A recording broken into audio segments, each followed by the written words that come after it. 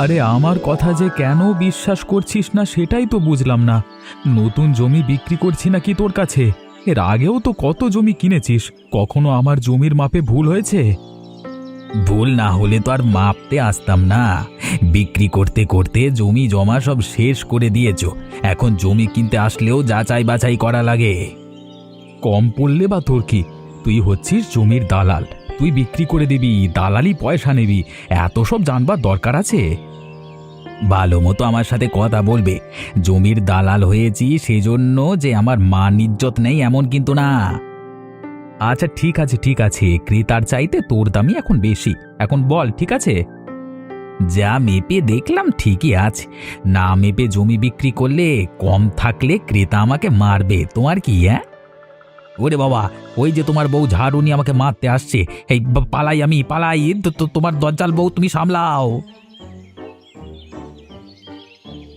এই শয়তান হাবুলের বাচ্চা, পালিয়ে যাচ্ছিস কোথায়? আর যদি কখনো দেখেছি আমার বাড়ির জমি বিক্রি করতে এসেছিস, এই এই ঝাড়ু দিয়ে তোকে শায়েস্তা করব, মনে রাখিস। কি গো তারা বৌদি, তুমি তো প্রতিদিন আমার আগেই রান্না সেরে ফেলো, আজকে এত দেরি হলো কি জন্য তোমার? সাধারণত তোমার তো এত দেরি হয় না। কি আর বলবো, সবই আমার কপালের দোষ। বাবা মা তখন যদি একটা ভালো ছেলে দেখে বিয়ে দিতেন, তাহলে আর এত জ্বালা সহ্য করতে হতো না। মনে হচ্ছে প্রচন্ড রেগে আছো, কি হয়েছে বলো তো আমাকে? নতুন করে আর কি হবে? আজকে আবার সেই হাবুলকে সাথে করে নিয়ে এসেছে। গিয়ে দেখি বাড়ির পিছনের জমিটা মাপছে বিক্রি করার জন্য। কেমন লাগে বলো তো? বিক্রি করতে করতে সব কিছু বিক্রি করে দিয়েছে। আছে তো শুধু ওইটুকু, এইটুকুই বিক্রি করে দিলে তারপর যে ঘর বিক্রি করবে। আগে তো এরা কর্মঠ ছিল, বাবা মা ভালো দেখেই বিয়ে দিয়েছে। এরা যে এরকম হবে এটা তারা ভাবতেই পারেনি। আমাদেরও তো একই অবস্থা। তোমাদেরও যে আরো খারাপ অবস্থা সে আমি জানি। এরকম তো হতে দেওয়া যায় না। কি করা যায় বলো তো বৌদি? রান্না বান্না শেষ করে বিকেলে একবার এসো তো, পাড়ার অন্য মেয়েদেরও নিয়ে এসো। সবাই মিলে মোড়ল বাবুর কাছে একবার যাই, দেখি তিনি কি করেন। আচ্ছা ঠিক আছে। কি হয়েছে? তোমরা সবাই মিলে আমার বাড়িতে কি মনে করে? কানাই বাবু, আপনি হচ্ছেন আমাদের গ্রামের মোড়ল, আমাদের অভিভাবক। আমাদের দুঃসময়ে যদি আপনি পাশে না থাকেন, আমাদের জন্য যদি কিছু না করেন, সামনে কিন্তু আমরা আপনাকে ভোট দেব না। আরে বাবা, কি হয়েছে সেটা তো আগে বলবে, তারপর তো আমি একটা ব্যবস্থা নেব। গ্রামের সবাই দিন দিন অলস হয়ে যাচ্ছে, জমি বিক্রি করে বসে বসে খাচ্ছে। এমন চলতে থাকলে কিছুদিনের মধ্যে পুরো গ্রামটাই বিক্রি হয়ে যাবে। তখন কি শুধু আপনি একা থাকবেন এই গ্রামে? দিন দিন ওদের এত অধঃপতন হচ্ছে যেটা আমি নিজে ভাবতেও পারছি না। ওরা এরকমটা কেন করছে সেটাও তো বুঝতে পারছি না। এতদিন ধরে এসবই তো চলছে। আগে সবাই সুন্দর মাছ ধরতো, ভালো দিন চলতো।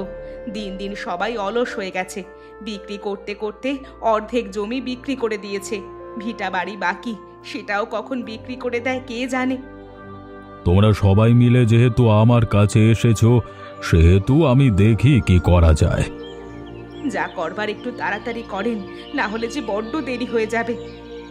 তোমরা চিন্তা করো না, আমি কিছু একটা করবার চেষ্টা করব।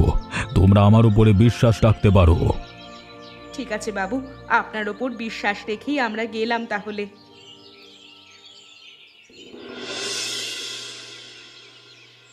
সে কখন থেকে সবাই এসে বসে আছি, আপনি তো আমাদের সময় শুধু শুধু নষ্ট করছেন। আমাদের কি কোনো কাজ নেই? আমার সময়ের চাইতে তোমাদের সময়ের মূল্য আশা করি বেশি নয়। আপনার তুলনায় আমাদের সময়ের মূল্য কম হতে পারে, তার মানে এই না যে আপনি আমাদের সারাক্ষণ এখানে অপেক্ষা করিয়ে রাখবেন। যা বলবার তাড়াতাড়ি বলুন, সবাই তো এসে গেছে। এমনভাবে তোমরা কথা বলছো, মনে হচ্ছে বিশাল বড় কাজ ফেলে এসেছো। কাজ কাম তো কিছুই করো না। আপনি কি এসব কথা বলতে আমাদের এখানে ডেকেছেন? তাহলে কিন্তু আমরা এখান থেকে চলে গেলাম। আরে আরে, দাঁড়াও দাঁড়াও দাঁড়াও, চলে যেও না। তোমাদের সাথে কিছু গুরুত্বপূর্ণ কথা আছে, সেই জন্যই ডেকেছি। আরে সবাই তো একসাথে আসো না, সেই জন্য একটু অপেক্ষা করলাম সবার জন্য আর কি। যারা আসবার চলে এসেছে, আর কেউ আসবে না। আপনি বলুন। আমরা সবাই এই গ্রামে বসবাস করি। গ্রামের উন্নয়নমূলক কাজ আমাদের করা দরকার। আমি একা চাইলেই তো আর উন্নয়ন করতে পারি না। তোমরা বাড়িতে বসে থেকে অলস হয়ে যাচ্ছ, সবাই মিলে কাজ করলে অলসতা দূর হবে। এটা বলবার জন্য সবার সময় নষ্ট করে এখানে রাখতে হলো আপনার? আমরা তো ভেবেছিলাম কি না কি। এটাই আমার বলার ছিল। কালকে সকালে তোমরা সবাই চলে আসবে। স্কুলের পাশের জমি থেকে মাটি তুলে মাঠটা ভরাট করব। বাচ্চারা খেলতে পারবে। আচ্ছা ঠিক আছে, বুঝতে পেরেছি। আপনার চিন্তা করতে হবে না, আমরা সবাই মিলে চলে আসব। তোমাদের সবাইকে ধন্যবাদ। এখন তোমরা যার যার কাজে যেতে পারো।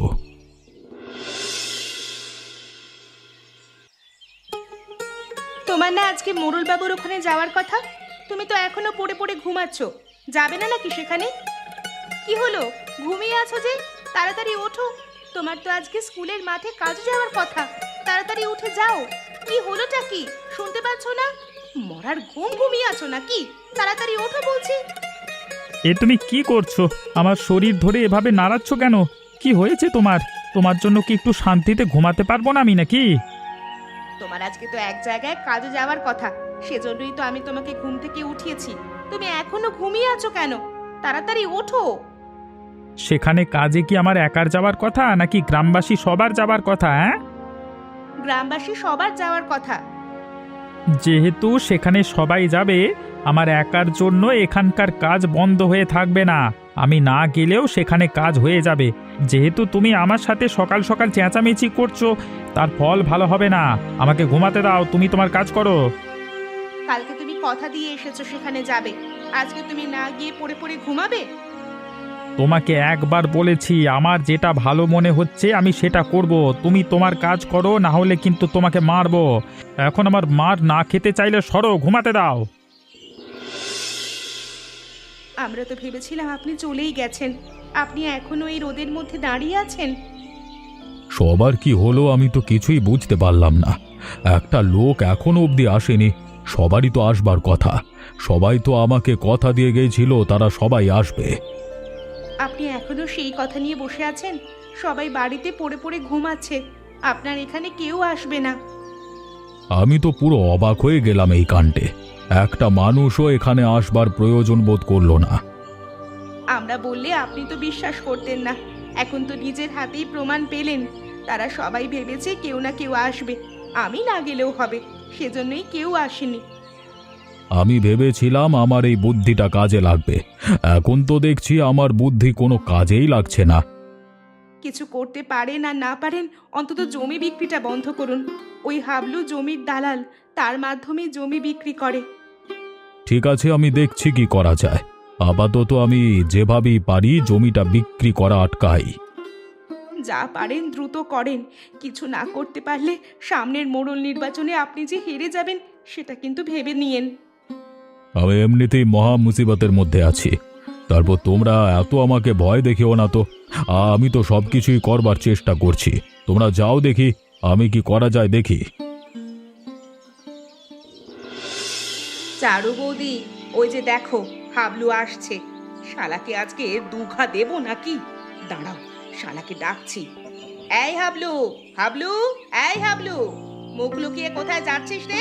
এদিকে আয়, তোর সাথে কথা আছে। তাড়াতাড়ি আয়, না হলে কিন্তু তোকে ধরে বাটাম দেব।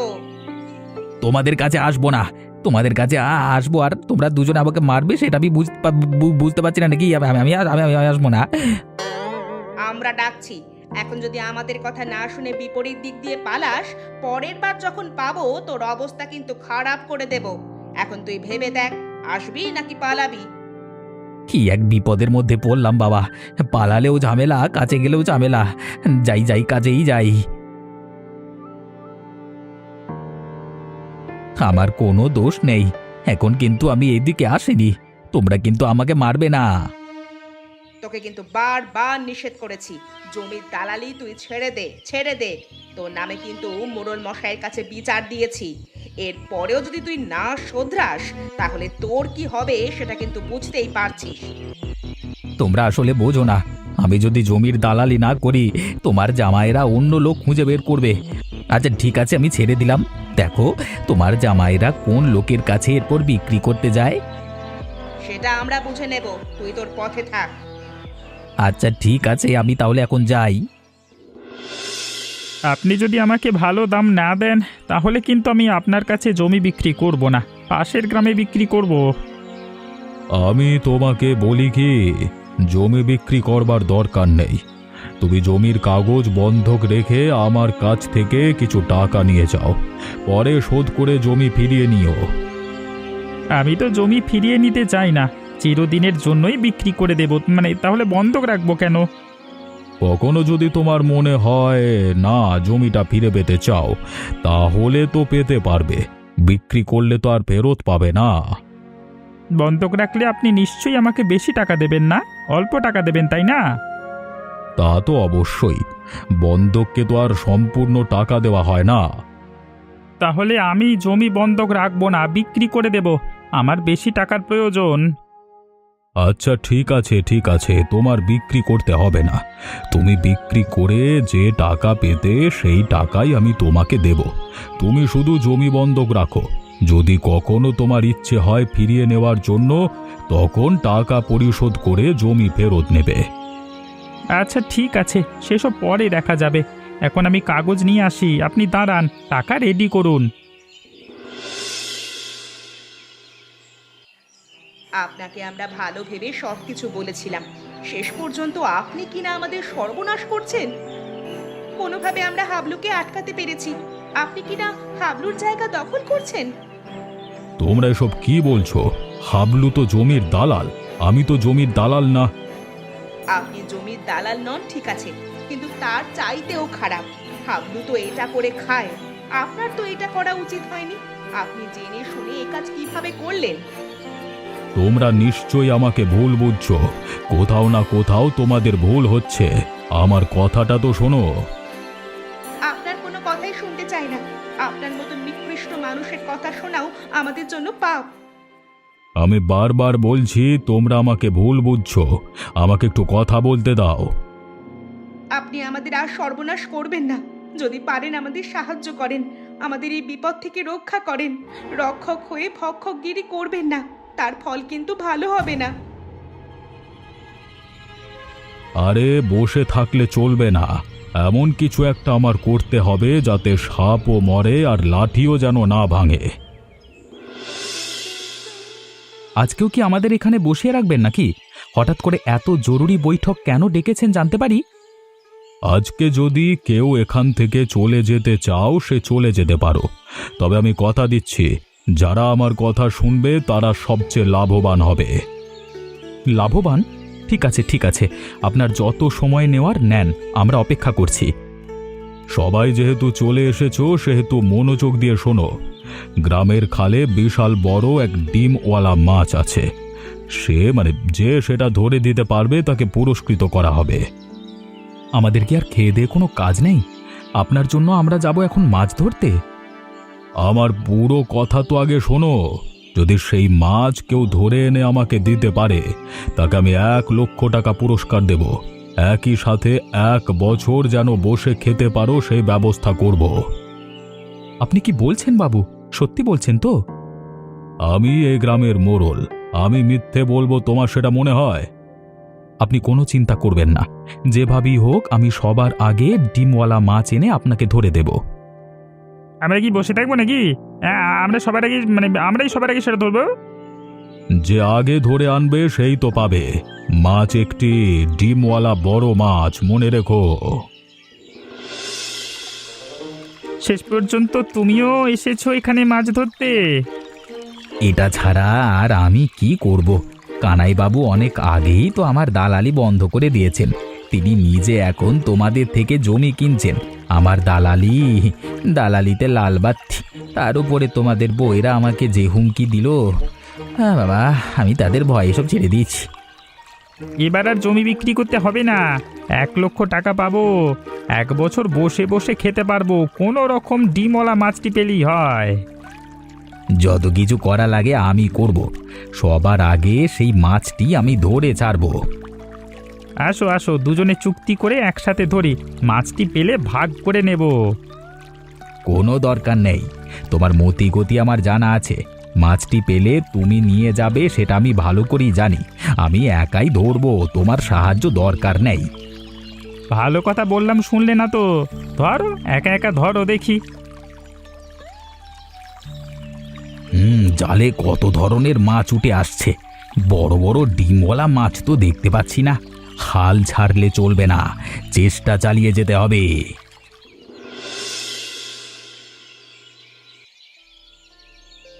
আমি এতগুলো মাছ ধরেছি, দেখুন তো বাবু, আমার এখানে সেই ডিমওয়ালা মাছটি আছে কিনা। তোমার এখানে তো সেই মাছটি দেখতে পাচ্ছি না। সে মাছটি আকারে অনেক বড় হবে, পেটের মধ্যে ডিম থাকবে ভর্তি। তবে চিন্তা করো না, যত মাছ ধরে এনেছো সবগুলোই আমি কিনে নেব।